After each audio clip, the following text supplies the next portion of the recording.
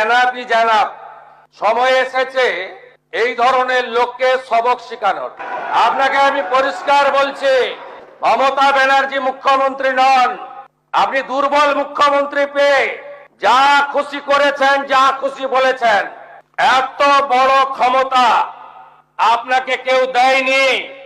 আপনি কান খুলে শুনে রাখুন, আপনাকে এইভাবে ধমক হুমকি, বেপরোয়া, লাগাম ছাড়া কথা বলতে দেব না, দেব না, দেব না।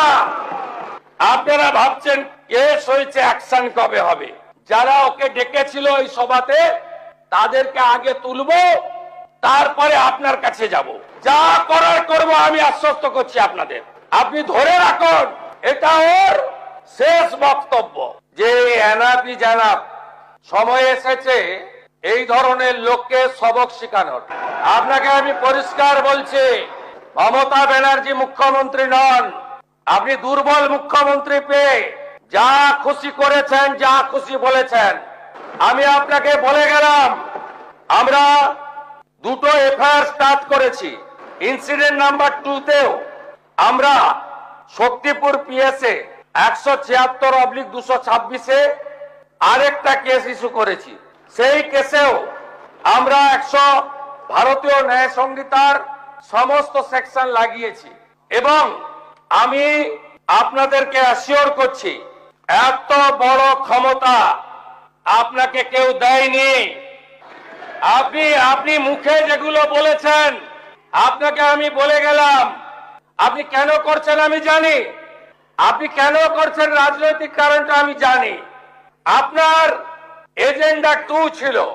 1 এজেন্ডা, ভরতপুর, রেজিনগর, নওগাঁয় সব নির্বাচিত পঞ্চায়েত যে দলেরই হোক ভেঙে আপনার পার্টিতে নিয়ে যাওয়া। আপনি সেটা করতে পারছেন না। আর দ্বিতীয় হচ্ছে, আপনি 2টো সিটে জিতেছেন, নিয়ম মেনে একটাই রিজাইন করেছেন, রেজিনগর। আগামী 2-3 মাসের মধ্যে উপনির্বাচন হবে, আপনি আপনার ছেলেকে জেতাতে চাইছেন। 72% মুসলিম আছে, মুসলিম ভোটকে কনসলিডেট করার জন্য আপনি এই খেলাটা খেলছেন। আপনি কান খুলে শুনে রাখুন, আপনাকে এইভাবে ধমক হুমকি, বেপরোয়া, লাগাম ছাড়া কথা বলতে দেব না, দেব না, দেব না। আপনাকে আমি শুধু 3টে উদাহরণ দিলাম। সন্দেশখালীতে একজন ছিল, 2024 1 জানুয়ারি বলেছিল তৎকালীন বিরোধী দলনেতা এলে তার হাত কেটে পায়ে, পা কেটে হাতে লাগাবে আর চামড়া ছাড়িয়ে মেদিনীপুরে পাঠিয়ে দেবে।